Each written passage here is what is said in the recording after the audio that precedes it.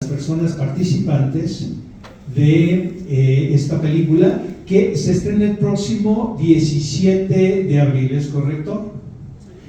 Entonces, ¿estamos listos? ¿Ahora sí? ¿Todavía no? Bueno, ¿qué dicen las noticias en este domingo por la mañana? La experiencia que está buscando Ryan Coogler es que nosotros lo veamos en pantalla grande, porque realmente el retrato que se hace de la época es impresionante. Fuera de esto, la bienvenida a Miles Caton, quien interpreta el personaje de Sammy.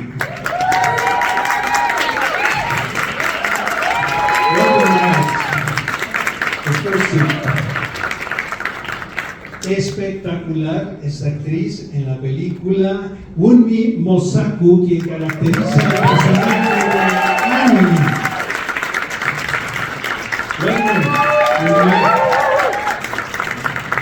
esta es consentida, pero le acabo de decir que aquí tiene un fanbase muy grande. Ella es Hailee Steinfeld, ella caracteriza el personaje de Mary. Welcome to the stage, Hailee. Él es Michael B. Jordan.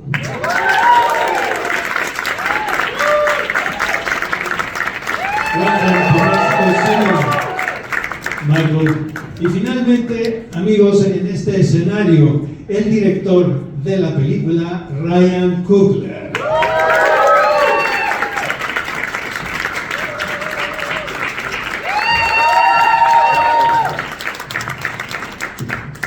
First of all, guys, the movie is fantastic. It makes our job so much easier. So thank you for that. The first one is to Ryan and Michael. You guys have been this team so important for the American history of film in the last years. Could this movie can be the most challenging one until now? Sinners? Yeah, I think so. Definitely for Michael, I would say, playing two roles and making sure they have subtle differences, but portraying them not as clones or nothing supernatural, but just as identical twins. I think the period element of it was really interesting and challenging for both of us. Hadn't really done anything like that before. Yeah, that was my first time kind of diving into that world, and excuse me, you've seen so many other performances, people who played twins before, or clones or doubles or something of that nature. So just wanted to, come as two different people. You know what I mean? Like you said, the subtle differences of it all. Sometimes you might get in your head and making sure that you're not bringing your own habits of Michael, into set each day, but the world that Cool created and the incredible cast that I got an opportunity to play off of, it really allowed me to be two different people. And yeah, that was definitely my most challenging role so far. Ryan, let's go to the genesis of this film. When and where the idea came up for Sinners? That's a great question. It was a slow developing thing when I look back over time, but we made it really quickly. The base inspiration came from my relationship with my uncle, who was from Mississippi, but moved to Oakland in his younger years. And he loved blues music. Whenever I would spend time with him, that's what he wanted to listen to on vinyl, on CD, on tape. So I came to associate that music with him. He passed away in 2015 when I was working on a film called Creed. Mm-hmm. And I never had a chance to really reckon with the loss of basically like the oldest male member of my family. So I would find myself putting that music on to remind myself of him. And one day I was listening to a particular song, and the idea kind of came to me like a lightning bolt. The song was called Wang Dang Doodle. It's a weird title. by an artist named Howlin' Wolf. And I was, once I had that idea, I was kind of on the road towards making a film. For all we know, this is your first film shoot on film since Fruitvale Station, is that right? It is. Why the decision? Well, that's a great question. I love film. I love shooting on celluloid. I was a member of the last class at USC to use film for class, and it always meant a lot to me. When I shot Fruitvale, we shot on Super 16, mm-hmm. and I loved it. I think it really helped the movie, the look of it and the feel of it. Since then, I made 3 studio movies where I couldn't get the ability to shoot on film. I had to shoot digital on those movies because of budget and other things. So on this one, it was very important to me since I didn't have any anybody saying I had to go digital. You know what I mean? So I knew I wanted to shoot on film, and I actually was going to shoot on the same camera we shot Fruitville on. I went out and bought the camera and kitted it up, but then I realized because of the VFX we would need to do the twin work, Super 16 wasn't going to work. So we were thinking about 35 millimeter. And then I got a call from an executive at Warner Brothers who asked if we were thinking about large format. And as soon as he asked the question, my mind kind of exploded, and I thought it would be the perfect format to tell this story. We were able to shoot 276, the Ultra Panavision format, which hasn't been done since Hateful Eight on Super 70. And we also were able to shoot with our IMAX cameras, the 15 perf 70 millimeter film cameras. It was really amazing to capture our performances with those images. I was telling my colleagues that the only way to see this movie is on the big screen. Correct, yes. Oh, Michael, not one, but 2 roles. Brothers. Why the challenge? Why the challenge? And what are the main differences between them? Oh man, for me, you know, me and Ryan have a really special relationship. You know, funny enough, I was pitching him a project, and he was like, "Oh, that sounds good," you know what I'm saying, you know, whatnot. But I was actually thinking about you for this project, and he kind of repitched me, you know, this movie, and it sounded a little bit more interesting to me. and you know, Ryan's always looking out for me, and kind of has this man, he has this innate ability to kind of know what's best for people. You know what I'm saying? He kind of admires and looks at talent and knows how to put them in a position to win. You know what I'm saying? I think that's the, you know what I'm saying, the player in him, the coach in him, the father in him, the husband in him. He kind of puts people in a position to win, and he thought this was going to be a big challenge for myself, but something that had great reward at the end of it if you put the right time into it and the right effort. So, you know, like we normally do, we got on the same page and we started to embark on this journey. And for me, it was just doing the work. You know, he set me up with some friends of his who are twins, and got a chance to pick their brain and ask questions and just kind of start to understand what it is to be a twin, which is super special and unique to anybody on this planet. You know, they're very, very, very unique experience. So just giving, you know, as an actor, you look for these things to latch onto so you can, you know, create the distance and the space between your own personal life and the characters that you play. And this was just, you know, the mission that was in front of me. And the major difference between the two, I would say is, you know, Smoke's the older one. You know, I think he's the bigger brother, but I had to be a father to Stat, which is the younger brother of the two. And yeah, man, you know, one's more the execution guy, you know what I'm saying, more the muscle one, the more responsible one, and then the other brother is a little bit more of a dreamer, you know, more of a creative, more of a loose cannon in that way. And the two of them together, they make one person. The next question is from a colleague, Joanna Ramirez, de Aventuras Nerd, and I agree totally with her. Evil it's not just something external in the characters. The evil also lives inside, which make the characters very complex. Redemption and darkness are connected within each character. Can you elaborate a little bit on that, Hailee? Well, I would say the complexity of this is one of many, many things that drew me to this.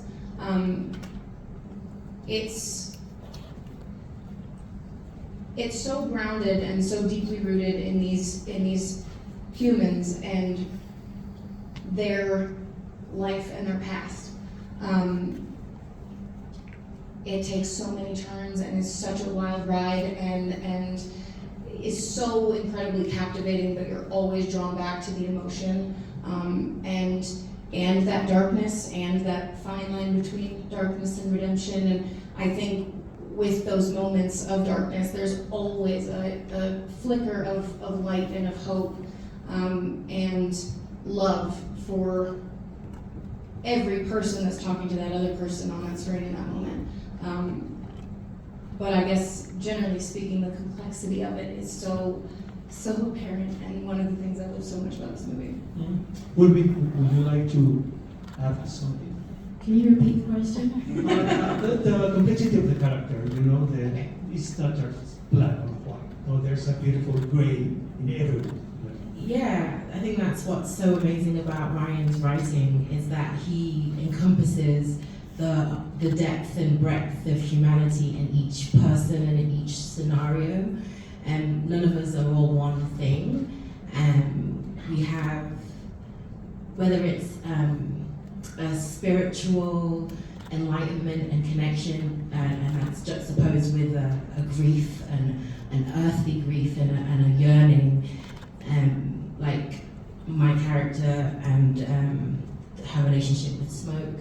I mean, I just think it's, you can't ever write someone as a hero or a villain. You have to, everyone has a reason, and everyone has a question that needs to be asked, and a hope. And so no one's fully good, no one's fully bad ever, in any scenario, in life. And that's why Ryan is just, like, when you read these scenes, you just get a whole sense of a person, a whole sense of the community, whether it's smoking a little girl, learning how to barter, that's like, it's survival in this, that's a scene about survival in this environment. And then, I don't know, yeah, it's all the things, and that's why it's such I loved it, like, reading it. In a very organic way, it makes the story more interesting, right? Having that type of characters. Miles, I can't believe this is your first film.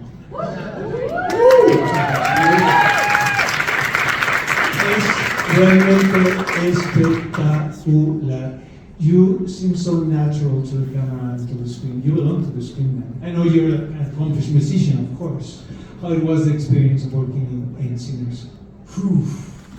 Man, this was a life-changing experience. To work with actors at this level is just an honor. I'm extremely grateful to be in this position, and this movie is incredible. I'm glad to be a part. I'm glad that I was not only able to act, but also to be a musician and show my talent in that way. So, yeah. There's a question from Carlos Huerta from Unplugged News. He wants to talk, Ryan, again about the IMAX experience. I was telling my friends that this movie is more like an experience, immersive experience. Is it difficult to get it made the way you made Sinners?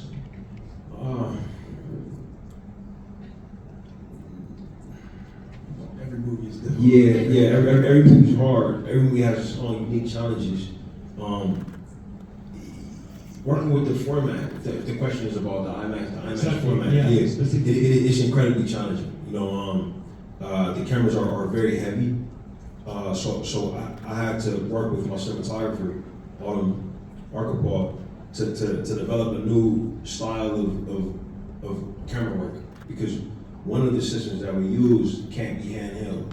And I normally handheld cameras a lot in my movies. So you have to rethink coverage, but it also helps you to have a more grounded style, which works more for the period. So each kind of challenge also had an inherent blessing to it. You have to be more focused, more disciplined, and also because it was the first time for everybody working with these types of cameras, people were more focused. You could hear the film going through the cameras. You could see people reloading it. If you heard the AC say, "Hey man, we got one more take on this," I would see the actors hear that, and they would focus up even more. Like I gotta nail it. And it developed a really interesting shared adrenaline. You know, it actually reminded me of playing sports, which was quite nice for me, because that's what I was doing before I learned how to make movies. But in terms of the immersive nature of the experience, absolutely, man. Like we our company took one of our first retreats where we worked on a movie called Judas and the Black Messiah in Cleveland. Mm-hmm. And Cleveland is where they have the Rock and Roll Hall of Fame. You know, it's all good and a tourist attraction. One of the things that you can do in there is you go in and you watch a movie, and they'll play you clips from Rock and Roll Hall of Fame inductees. But the screening room makes it feel like you're at a concert. It's like a completely immersive experience. They got like bass hidden under the seats, and it's incredible. And I remember saying, I would love to make a film that feels like that. I had no idea I would ever make this movie, you know. But I found myself thinking about it, like when we were filming, when we were in post-production. And I think that, you know, because there's so many things available for folks to watch, you know, I see people holding up their phones, you know, you can watch anything there, and so much interesting filmmaking happening. You know, when you make a movie, you want it to be a reason to get out and go, get your popcorn, you know, hire a babysitter. And this movie for me was an absolute, it was a pleasure to be able to make something that delivers on all of those categories, you know, so it was very intentional. It delivers, huh? It shows on the screen. I was telling Hailee backstage that she has a big fandom here in Mexico City because of Dickinson. And your character, Mary, it's such an intriguing one. It's like she's taught a lot of things, you know what I mean, the story. She's this powerhouse. How did you describe her? And what challenge did you find specifically in this role? Well, I feel like this role came into my life at the perfect moment. I was craving a character that would challenge me in so many ways, and a story no less. But I think the most challenging part of playing Mary was to step into her world meant confronting parts of me that I like to keep protected. And the level of vulnerability and confidence that this character has at the same time was so unique and so challenging to understand and then do justice. It was written perfectly on the page. It was just a matter of figuring out what the heck I had to do to bring it to life. And I was able to do that because of these people right here and Ryan. I've never felt so connected to a character and connected to a story and connected to the characters around me. And I think that's such a testament of the space that Ryan created, and Ryan and Michael, to walk into set and feel like you are taking on something that is quite daunting. This role was so exciting to me because it was so nerve-wracking in a sense. But I felt at peace every time I walked on set. I felt like if I didn't quite know exactly what I was doing, I knew I was going to figure it out, and I had the support of the people around me to get there. So as challenging as it was, I felt like it was so incredibly rewarding, and I'm so grateful to this character for pushing me outside of my comfort zone, and I'm just so grateful to be playing that character in this big, huge story. It's an honor, really. Irving Torres from Cine NT also wants to ask you, Hailee, do you think this role is a before and after in your career, a departure in some way? A before and after this role, it was a departure in your filmography, you know, in your decisions of roles. Sure, yeah, absolutely. I mean, I think, like I said, I'm drawn to characters that push me. Don't know that this was a role I could have played at any sooner part in my life or career, but it felt like a very natural evolution, and I pray each and every night that this is the thing that opens the door that I've been so eager to walk through. Wunmi and Miles, your characters brings this beautiful tradition in music to the story. No? Do you agree with me? It's like taking like a piece of time, you know, and bring it together for the new generations. That's my own perception of it. Yeah, for sure. I think the blues is definitely a genre that it might not be as popular today, but I think with this film, it will definitely, you know, just like open the eyes and ears to my generation to, you know, the sound, and blues is bred so many other different genres. So I think, you know, this film will definitely allow people to, you know, experience that. Wunmi? Yeah, my character says at the beginning about people who have this gift to pierce the veil between life and death and connect the past and the future. And I guess she has the wisdom of that, of what music can do. And yeah, I think she has another connection to like the motherland and like the traditional Yoruba, Ifa, hoodoo, traditional medicine and traditional wisdoms, which I love how that's so present and prevalent in New Orleans still.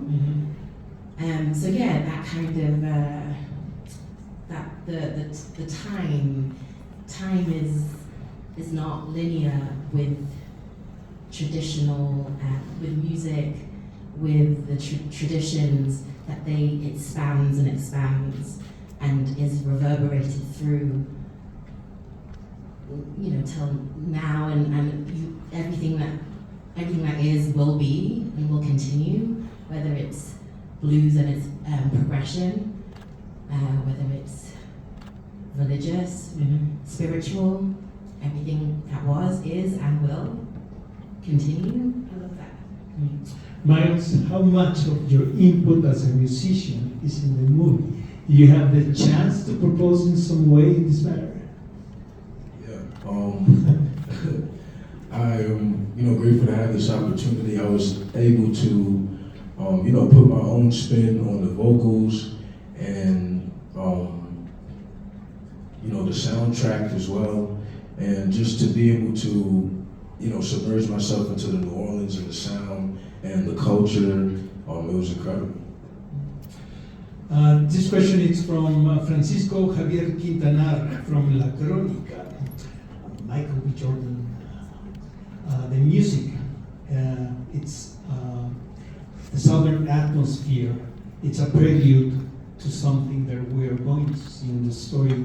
How much the music helped you in this case to create your characters? Big time. Just kind of understanding, you know, where the story kind of was created from. You know, Ryan's relationship, you know, with his family, you know, his uncle, and how music played such a huge part. And through Ryan, I got a chance to actually understand, you know, how much the blues had an influence on the music that I like today, you know? So I kind of got an education a little bit of how music influenced and inspired so many different genres, you know? And for the character, you know, I listened to, you know, a bunch of blues music to kind of, you know, get my brain wrapped around what Smoke and Stack would have been listening to at that time. The type of music that they were probably told not to listen to, you know, the places that they were told not to go into. And yeah, music played a huge part in getting ready for one character, you know, and then having to go back to the trailer and change wardrobe and change mentality and change the way I hold my body, the way I think, and play music that got me more into the mindset of one of the other brothers. And you really, I think I've always really felt this way, but it never really been articulated or presented to me in a way for me to acknowledge what it is. But, you know, music, when you listen to it, you know, it's casting spells, not you know, it's hypnotizing. It's you know, you're hearing, you know, rhythms and beats, and you're listening to words over and over and over again. So, you know, you can get into a trance, like, you know, you get into a zone, you get into a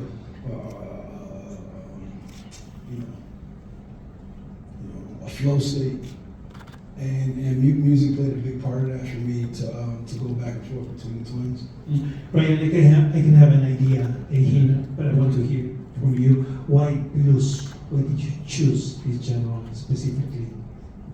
It was because of my uncle and his introduction to it. But as I started to study it and research it, it became clear to me that, you can argue that blues music is America's most important contribution to global culture, and global popular culture. It just, the way that it took off and permeated everything and became rock and roll and went to Europe and transformed music there and realizing that the people who were making it, the very act of making it was just affirming their humanity, at a time when that was being denied. So to me, that was just incredible. And knowing that, what blues is in 1932 is not what it is today. It's actually closer to, what we would call hip hop music today. These dudes that were making these blues records, they were basically like the first gangster rappers. You know what I mean? And that to me was like astonishing. And then something else that happened, because I was preparing like mixtapes for Mike and Ludwig Göransson's our composer. He's not here, but he had a massive contribution to the film. But one thing that I realized was music is also like an incredible tool for communication between artists. So these characters that had these different relationships, they had their own songs, for their relationships that we would play when we were doing scene work, and then we would play again when it was time to shoot. It would help them get into the mode and the mentality of these characters. But a lot of those songs were written songs might have written in the 90s, you know what I mean? It was somehow it cuts right to where these people who were alive during the 30s, where they were mentally. It's really just like evidence of the immortality of humanity and the human condition, Se nos acabó el tiempo. The next question, I want to hear the answer from each one of you. Sinners is a film that blends history, myth, and a deep emotional journey. If there is one thing you hope audiences take away from this experience, what will it be? Can we start with Miles?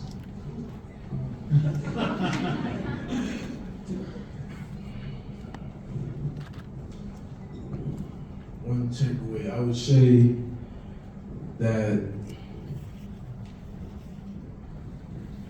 honestly it would be just to, I think the film, it has a great way of, just allowing everybody to take different things from the film. Like, there's a lot of, different meanings and different,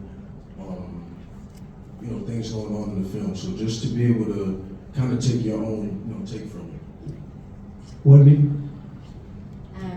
I feel like I would want people to think about who they invite in, because ultimately the people you share with can take, they can give, they can steal.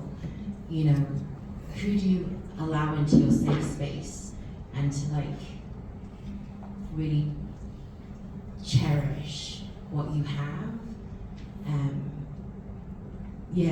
Cherish what you have and be wary of the vampires. One thing to take away, you're gonna need to see it twice. Or 10 times. I agree so much with what these two said. I think to sort of go off of what Miles was saying, this film does have an incredible way of absolutely just captivating you.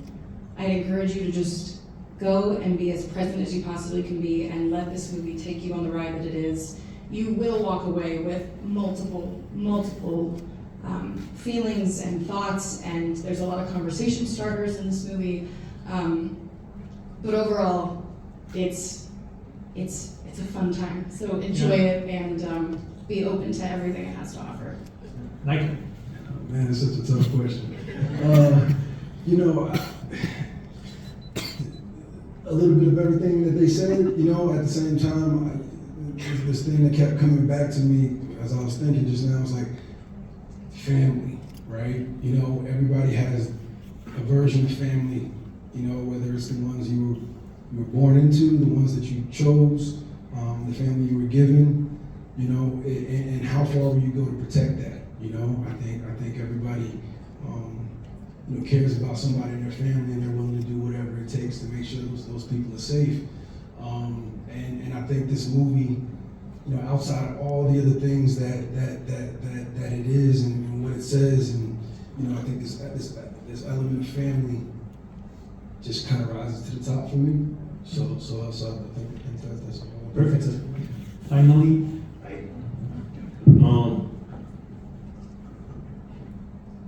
I think, and this film is everything to me. I've never loved a movie like this one. Never loved a cast like this one, a crew. And what I think people feel when they watch the movie, I hope they feel is that our love for each other. It's a line that character says in the movie. He says fellowship and love.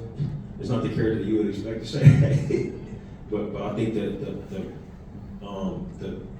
the power for us to self-determine and affirm our humanity is at its height when it's in community with people who care about you. I think it's a very entertaining film, but it also has a lot of important ideas on the table. La tienen que ver a partir del 17 de abril y en una sala cinematográfica para que entiendan todo lo que estamos hablando en esta tarde aquí en este escenario. Guys, thank you so much for your talent, your grace, your beauty. Thank you for being here in Mexico City. Acompáñenme a darles un fuerte aplauso.